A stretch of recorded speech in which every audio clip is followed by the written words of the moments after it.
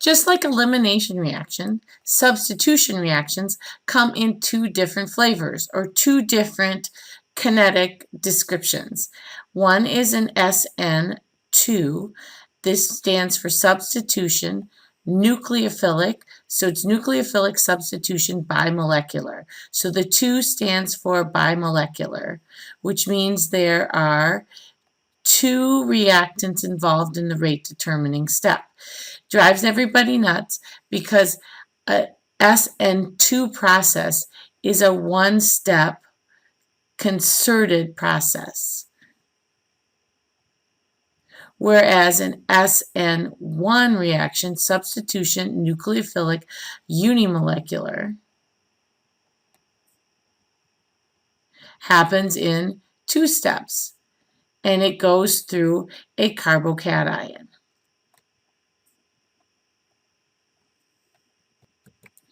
I'm going to show you an 18-second video to look at the Sn2 process, and then we'll come back and discuss it.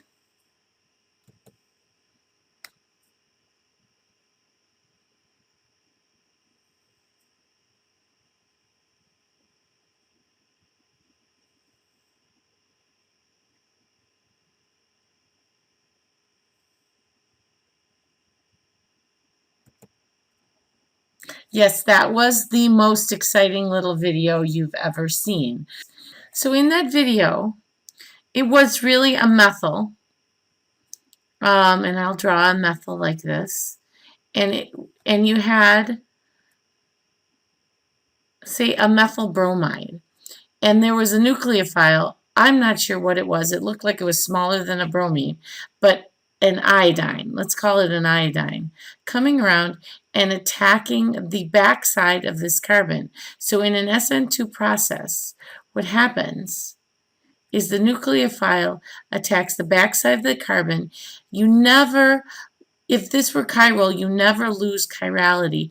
But what happens when it's over is the molecule flips inside out, and you end up with the configuration or the chirality flipped. Now, methyl groups aren't chiral, so it doesn't matter that the molecule flips inside out, like an umbrella in the wind is what I usually think of it.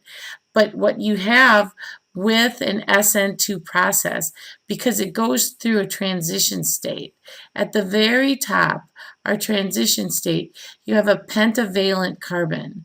In other words, this bond, the leaving group, hasn't quite left, and the incoming nucleophile hasn't quite come in. And so we have partial bonding here, and we have a pentavalent carbon. If this were a chiral molecule, you'd never lose chirality. It would just invert. So an Sn2 process occurs with inversion of configuration.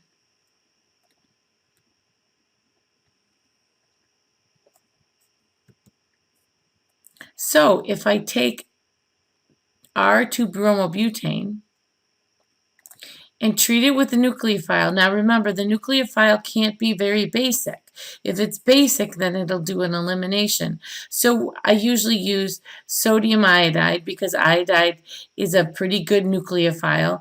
Those electrons in iodine are not held that tightly to the nucleus, so they are very polarizable, which makes I- a pretty good nucleophile.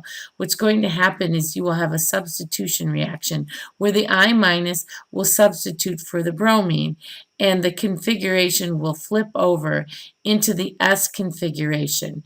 And then you are left with, of course, sodium, which is the spectator, and bromide.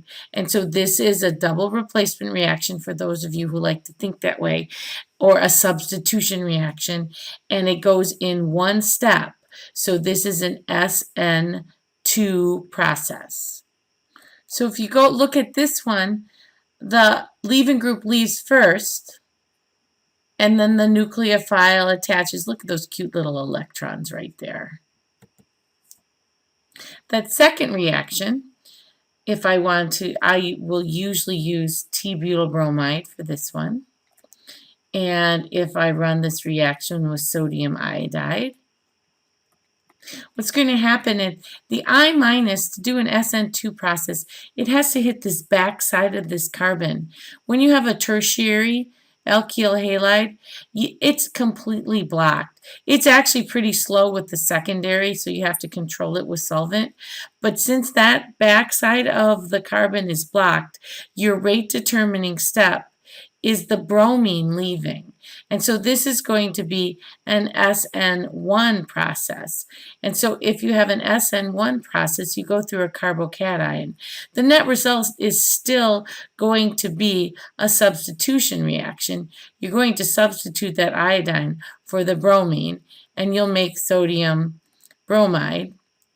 But if this molecule were chiral, you would lose chirality, because when that bromine leaves, you end up with a carbocation which is planar.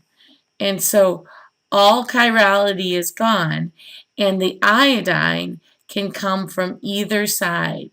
And so either side is equally able to form. So what you'll get when you have a chiral molecule, granted this isn't chiral, you'll get a racemic mixture. So with an Sn1 process, you get a racemic mixture formed.